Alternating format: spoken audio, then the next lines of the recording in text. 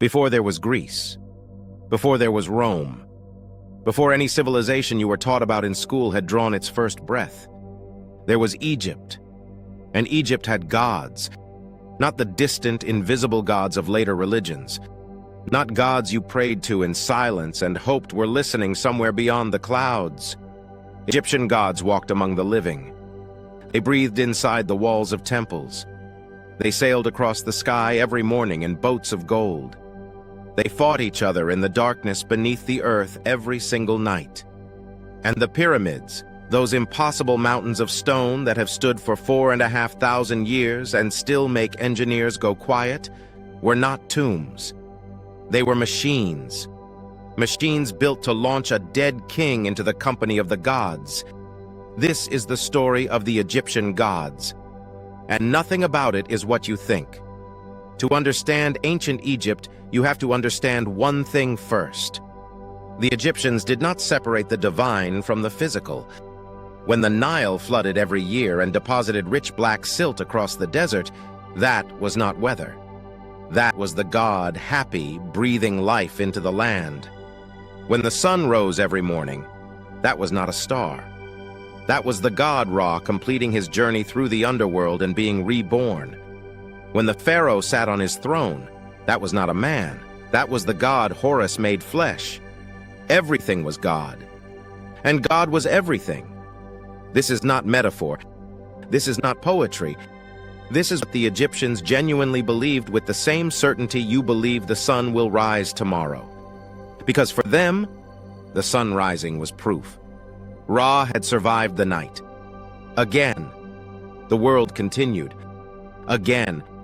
And if the rituals were not performed, if the temples were not maintained, if the pharaoh failed in his duties to the gods, Ra might not survive the night. The sun might not rise. The world might end. This is the weight that sat on every pharaoh's shoulders every single day of his reign. Not political pressure, not economic anxiety, existential terror. The literal survival of the universe depended on whether he got it right. Let's meet the gods. Because the Egyptian pantheon is not a simple list of names and powers. It is a living, breathing, constantly evolving story that changed and shifted over 3,000 years of continuous civilization. But at the center of everything, there is Ra. Ra is the sun god, the creator, the first being. When the universe was nothing but an endless dark ocean called none, Ra willed himself into existence and spoke the first word, and the world began. Every morning, Ra travels across the sky in his solar bark, a golden boat sailing from east to west. Every evening, he descends below the horizon and begins the most dangerous journey in all of mythology, the journey through the Duat, the underworld. For 12 hours every night, Ra travels through 12 chambers of the underworld, each one more terrifying than the last. In the deepest chamber, he faces Apophis, the serpent of chaos, the destroyer, a creature so vast and so ancient that it predates creation itself, a being made entirely of the darkness that existed before Ra spoke the first word. Every single night, Apophis tries to swallow the sun. Every single night, Ra and his crew fight the serpent in the dark. And every single morning, Ra wins. Just barely. The sun rises. The world continues. But tomorrow night, Apophis will be there again, waiting. He is always waiting. Now meet the god that the Egyptians loved most. Osiris, god of the dead, god of resurrection, god of the flood Nile, God of everything that grows from dark earth and comes back to life. Osiris was once king of Egypt, the first pharaoh, the one who taught humanity agriculture, law, and civilization, beloved by gods and mortals alike. And his brother Set murdered him. Set, the god of chaos, storms, and the desert, was consumed by jealousy.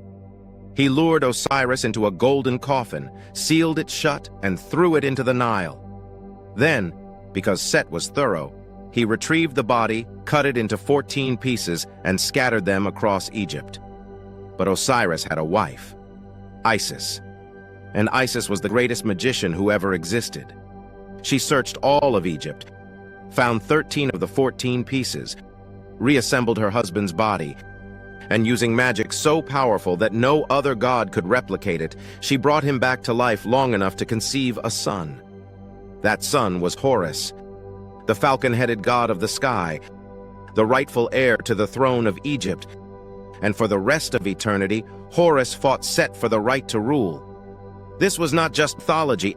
Every pharaoh in Egyptian history was considered the living incarnation of Horus, and when he died, he became Osiris. The living king was Horus. The dead king was Osiris. Every single pharaoh for 3,000 years, the murder, the resurrection, the eternal battle between order and chaos, playing out again and again in the flesh of every man who sat on the throne of Egypt. And this is where the pyramids come in. Because the pyramids were not built by slaves. That is one of history's most persistent and most wrong myths. The pyramid builders were paid workers. They received wages in food, beer, clothing, and tax breaks. They had their own village, their own doctors, their own bakeries and breweries. When they died on the job, and some did, this was dangerous work. They were buried with honor near the pyramids they built. We know this because we found their village. We found their medical records. We found graffiti they carved into the stones, crew names like the Friends of Khufu and the Drunkards of Menkaure. These were not slaves. These were craftsmen who knew they were building something for the gods, and who took enormous pride in that work. But why pyramids? Why this specific shape? The answer is written in the religion. The Egyptians called the pyramid the Mer, and the shape was deliberate and sacred. The sloping sides of the pyramid represent the rays of the sun, Ra descending to earth, a frozen beam of light made permanent in stone. The pharaoh's soul would climb those rays, literally climb the sunlight, to join Ra in the sky. But there is another theory, even older. In the beginning, when Ra created the world, the first thing that emerged from the dark ocean of Nun was a mound of earth, the primordial hill, the first solid thing to exist, the point where creation began.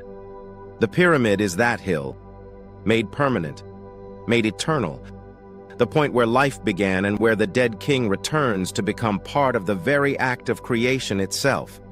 This is what the Egyptians were building. Not a tomb, not a monument, a doorway between the human world and the divine. The Great Pyramid of Giza was built for Pharaoh Khufu around 2560 BC. 2.3 million stone blocks, some weighing 80 tons, assembled with a precision so extraordinary that the four sides are aligned to true north, south, east, and west with an accuracy of 0.05 degrees. Modern architects with laser equipment struggle to match it. Inside the pyramid, deliberately, carefully, with full intention, the Egyptians encoded the movement of the stars. The shaft from the king's chamber points directly to the constellation Orion. Orion, which the Egyptians called Sa, was the celestial representation of Osiris. The dead pharaoh lying in sarcophagus, his soul traveling up that shaft, aimed directly at the body of Osiris in the sky. This was the machine working exactly as designed. A dead man becoming a god, aimed at the stars by engineers who had mapped the sky so precisely that 4,500 years later, the alignment still holds. But the gods of Egypt were not only about death and the afterlife, they were about life. Thoth, the ibis-headed god of writing and wisdom, gave humanity language, the ability to record thought, to pass knowledge across generations. Without Thoth, there is no history, no mathematics, no medicine. Sekhmet, the lion-headed goddess of war and plague, was terrifying in her rage.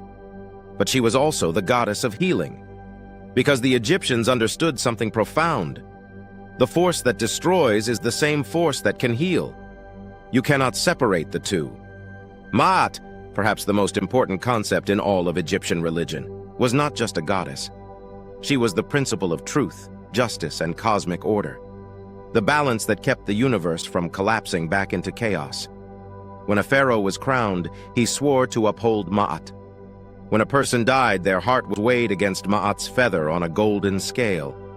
If the heart was heavier than the feather, weighted down by cruelty, by injustice, by lies, it was fed to Ammit, the devourer, and the soul ceased to exist.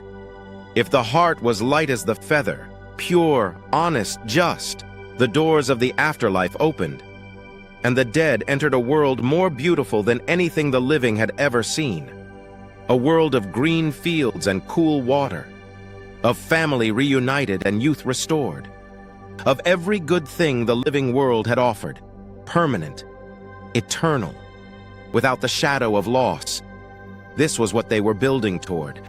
Not just the pharaohs, every Egyptian, every farmer who planted his seeds after the flood, every craftsman who carved his name into stone, every mother who held her child and whispered prayers to Isis. They all believed that this life was preparation for something better, that Ma'at was the price of admission, and that the gods were watching, closely, constantly, with deep and genuine care, every single choice they made. Egypt lasted for 3,000 years. 3,000. The Roman Empire at its peak lasted 500. The British Empire at its peak lasted 300. The United States has existed for 250. Egypt lasted 3,000 years. And for every single one of those years, every flood of the Nile, every sunrise, every coronation, every battle, every harvest, the gods were there. Ra fighting Apophis in the dark every night so the sun would rise every morning. Osiris waiting in the underworld to receive the dead and weigh their hearts. Isis spreading her wings over the sleeping world. Horus on his throne in the flesh of every pharaoh who ever lived. The pyramids still stand, older than almost everything you have ever seen. Still aligned to the stars the Egyptians mapped 4,500 years ago. Still pointing at Orion. Still aimed at Osiris. Still waiting for the king to make his journey home. Subscribe to the channel. See you there.